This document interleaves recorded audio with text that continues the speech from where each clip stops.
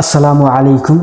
আজ আমরা শুনব আনিসুর রহমান আল আশরাফের জীবন কাহিনী। তিনি কিভাবে মৌলানা হলেন ডক্টরি ছেড়ে। তাই দেখেন ভিডিওটা পুরো আমাদের সাথে থাকেন। 1998 ইংরেজিতে 98 সালে আমি দাখিল পরীক্ষা, সরকারি মাদ্রাসার মেট্রিক পরীক্ষা, আমি কওমি মাদ্রাসায় পড়তাম।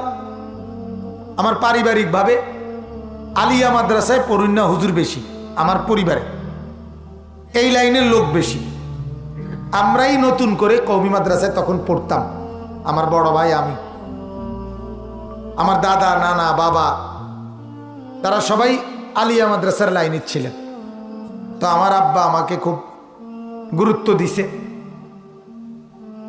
বড় ভাই বলছে, আমি তখন নাহাবিমির জামাতে বেফা পাশ করে 98 ইংরেজিতে দাখিল পরীক্ষা দিছি, মেট্রিক, এই সায়েন্স বিজ্ঞান বিভাগ থেকে।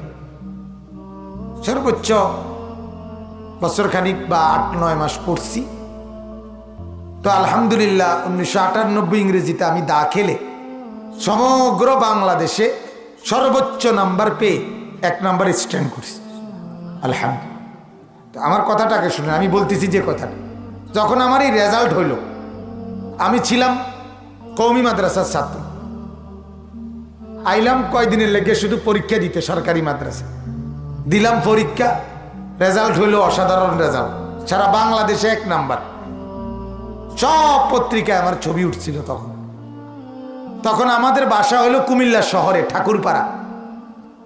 তো আমাদের শহরে আমার আব্বা যেই মসজিদের ইমামতি করতেন, 43 বছর এক মসজিদে আব্বা ইমামতি করছেন, একই মসজিদ।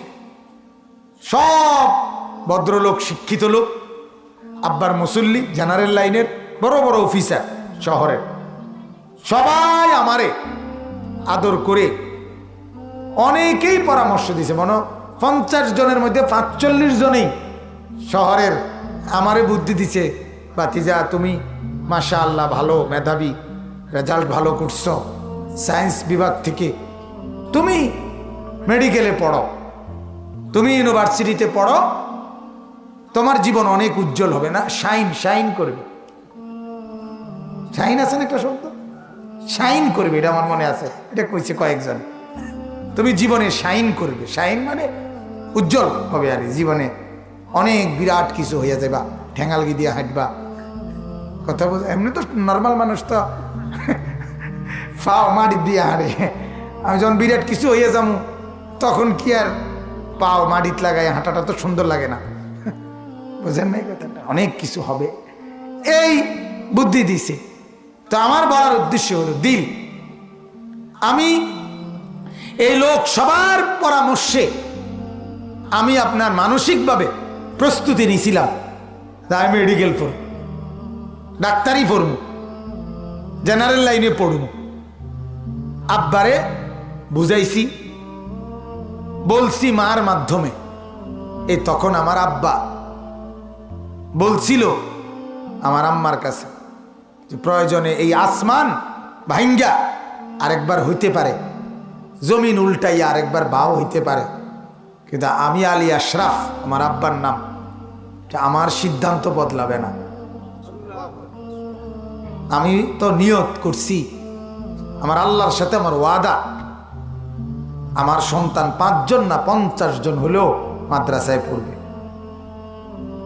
বাবার এটা কঠিন সিদ্ধান্ত ছিল।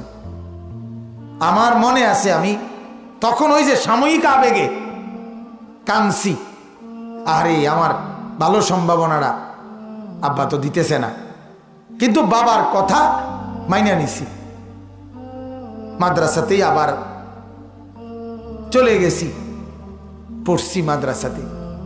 আমার বলার উদ্দেশ্য হলো এই যে দিল ক্ষণিকে ক্ষণিকে বদলে যায়, দিলের তামান্না বদলে যায়, আল্লাহ তাআলা বদলায় দেয়। এই জন্য আল্লাহর কাছে এটা চাওয়া যে আল্লাহ আমার দিল আপনি বদলান, কিন্তু আমার দিল আপনার দ্বীনের উপরে মজবুত রাখেন। এটা আল্লাহ তাআলা বলছেন, ওয়ালামু আন্নাল্লাহ ইয়াহুলু বাইনাল মারই ওয়া কলবিহি। এমন আল্লাহ বলেন, জেনে নাও বান্দা, আমি আল্লাহ হতে পারে তোমার দিল আর তুমি, এই দুইটার মাঝে আমি আল্লাহ প্রতিবন্ধক করে দিতে পারি। সুবহানাল্লাহ। এতক্ষণ ধরে যে আলোচনা শুনলাম, আলোচনাটা ভালো লেগে থাকলে লাইক, কমেন্ট, সাবস্ক্রাইব অবশ্যই করবেন। আর তেনার পিতা কত দিনদার লোক ছিল দেখেন, 63 বছর, এই 43 বছর একটি মসজিদে ইমামতি করেছেন। সুবহানাল্লাহ, সুবহানাল্লাহ। আসসালামু আলাইকুম, আল্লাহ হাফিজ।